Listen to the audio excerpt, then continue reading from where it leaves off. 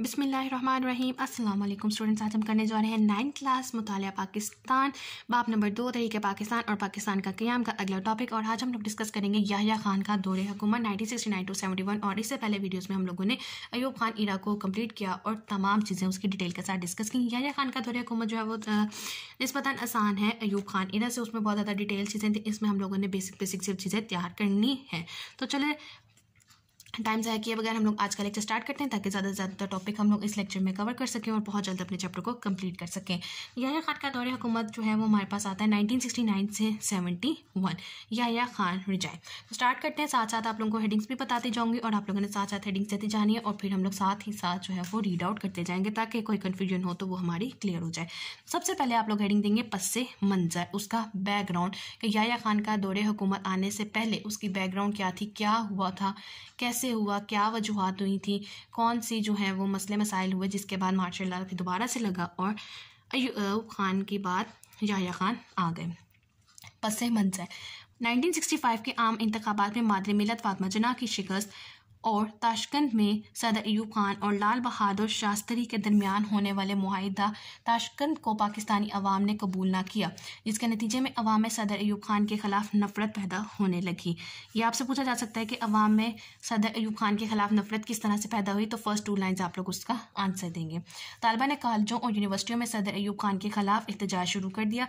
अयूब खान की माशी इस्लाहात के समरात आम अवाम तक ना पहुँच सके बल्कि दौलत चंद हाथों में मर्तकज़ होकर रह गई, यानी कि सिर्फ अमीर लोगों में ही जो दौलत थी वो रहने लगी, गरीब लोगों का फिर भी कोई फ़ायदा ना हुआ। तो अवाम जागी और उसके ख़िलाफ़ उठ खड़ी हुई और इस वजह से आहिस्ता आहिस्ता कोई ना कोई सबब पैदा होना शुरू हो गया कि अयूब खान की दौरे हुकूमत की एंडिंग वक्त जो था वो करीब आ गया। अच्छा, यहाँ तक हमारे पास था पस मंज़र। इसके आगे आप लोग हेडिंग देंगे पाकिस्तान पीपल्स पार्टी की बुनियाद, पाकिस्तान पीपल्स पार्टी की बुनियाद, और इसमें आप लोग लिखेंगे यहाँ से लेके यहाँ तक। इसी दौरान सदर अयूब खान के करीबी साथी और इस वक्त के वज़ीर ख़ारजा ज़ुल्फ़िकार अली भुट्टो ने मुआहिदा ताशकंद पर इख्तलाफात के बायस वज़ारत ख़ारजा से इस्तीफ़ा देकर एक नई जमात पाकिस्तान पीपल्स पार्टी की बुनियाद रखी, जिसमें अवाम ने भरपूर शमूलियत इख्तियार की। यहाँ तक हो गया। इसके बाद आप लोग हेडिंग देंगे गोल मेज़ कॉन्फ्रेंस, जो मैंने स्क्वायर ब्रैकेट में इंडिकेट किया हुआ है, सॉरी ब्रैकेट नहीं है, स्क्वायर बॉक्स में आप लोगों को मिल जाएगा जो आपको इंडिकेट करेगा कि ये आपके पास हेडिंग है गोल मेज़ कॉन्फ्रेंस। इसमें आप लिखना है हालात पर काबू पाने के लिए सदर अयूब खान ने मार्च 1969 में तमाम सियासी कायदीन की एक गोल मेज़ कॉन्फ्रेंस बुलाई ताकि मुल्क के सियासी मसाइल का हल निकाला जा सके, लेकिन ये कोशिश भी नाकाम हो गई। इसके आगे आप हेडिंग देंगे जनरल याह्या खान का मार्शल लॉ, और इसमें आप लोगों ने यहाँ से स्टार्ट करके नेक्स्ट पेज तक लिखना है। और इसमें क्या आएगा, आखिरकार राय आमा के दबाव के तहत सदर अयूब खान ने अपने ओहदे से इस्तीफ़ा दे दिया। इसके बाद फ़ौज के सरबराह जनरल याह्या खान ने 25 मार्च 1969 को मुल्क में मार्शल लॉ लगाकर हुकूमत संभाली। इसे मार्क कीजिए कि जनरल याह्या खान ने मार्शल लॉ कब लगाया, तो उसकी डेट आप लोगों को याद होनी चाहिए MCQs और शॉर्ट आंसर के लिए। जनरल याह्या खान मुल्क की सियासी सूरत हाल से पूरी तरह आगाह थे, लिहाजा मुल्क की बागडोर सियासी कायदीन के हवाले करने के लिए मुल्क में 5 अक्टूबर 1970 को आम इंतखाबात का ऐलान कर दिया। जनरल याह्या खान के मार्शल लॉ लगाते ही 1962 का आइन ख़त्म कर दिया गया।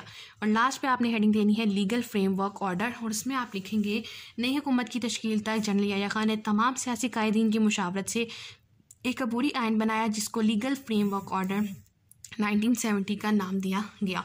तो जो इंट्रो का पैराग्राफ है उसमें आप लोगों ने क्या क्या हेडिंग दी है एक दफ़ा देखते हैं। पस मंज़र जो यहाँ से यहाँ तक आप लिखेंगे, फिर पाकिस्तान पीपल्स पार्टी जिसमें यहाँ से यहाँ तक आप लोगों ने लिखना है, फिर गोल मेज़ कॉन्फ्रेंस आ जाएगा, उसके बाद जनरल याह्या खान का मार्शल लॉ, और लास्ट पे आ जाता है लीगल फ्रेमवर्क ऑर्डर। नेक्स्ट आ जाता है हमारे पास जो इंपॉर्टेंट टॉपिक है आपके पास लीगल फ्रेमवर्क ऑर्डर, जो आज के लेक्चर में हम लोगों ने डिस्कस करना है।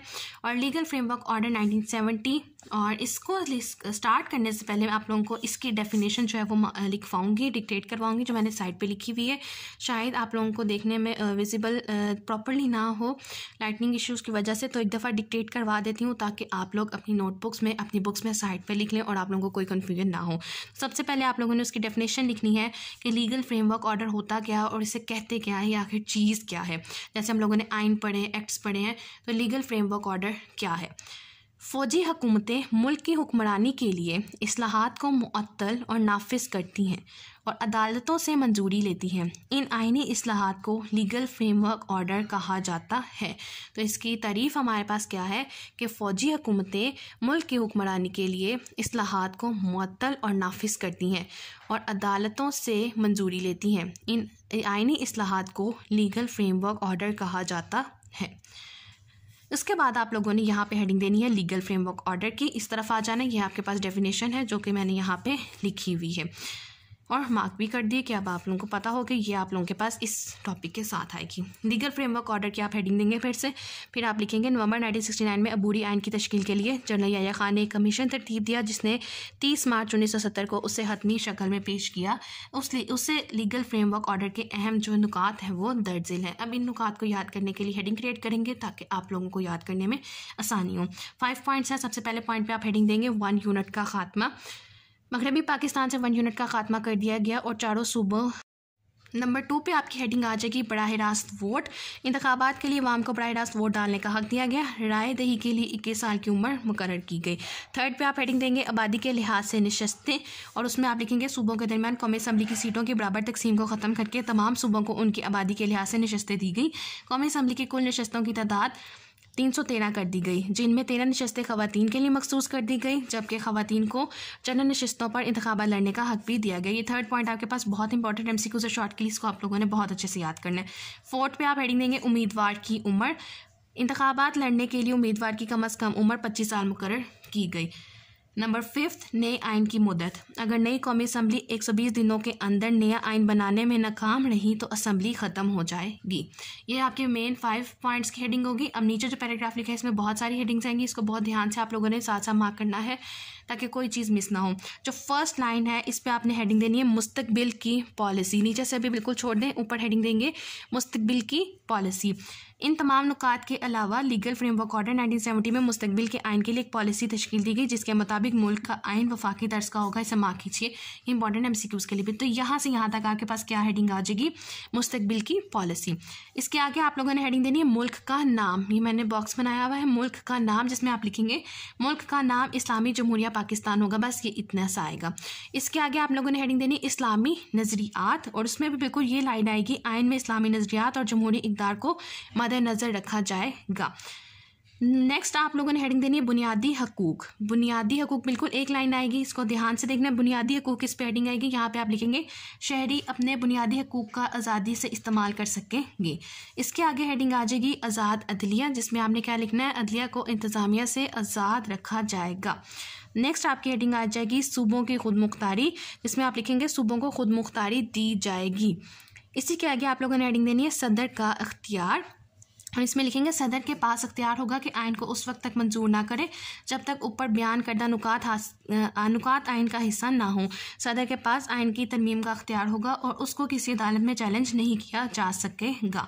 तो लास्ट पे आपके पास आ जाएगा हासिल कलाम, क्योंकि मैंने आपको उसका तारुफ लिखवा दिया है।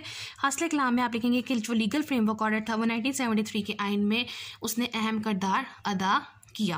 तो लास्ट पे पैराग्राफ की दफ़ा कंक्लूड करते हैं कि आप लोगों ने क्या हेडिंग देनी है, मुस्तकबिल की पॉलिसी, मुल्क का नाम, इस्लामी नज़रियात, बुनियादी हकूक़, आज़ाद अदलिया, सूबों की खुद मुख्तारी और सदर का अख्तियार और लास्ट पे आ जाता है हासिल कलाम। तो ये था हमारे पास आज का लेक्चर जिसमें हम लोगों ने याह्या खान का दौरे हुकूमत डिस्कस किया और उसी के साथ हम लोगों ने उसका लीगल फ्रेमवर्क ऑर्डर 1970 को डिस्कस किया जो कि उन्हीं के दौरे हुकूमत में हुआ था। स्टूडेंट्स, मुझे उम्मीद है कि आप लोगों को आज का लेक्चर समझ आया होगा। इनकेस कोई क्वेश्चन है, कोई आइडिया, तो आप लोग मुझसे जरूर पूछ सकते हैं।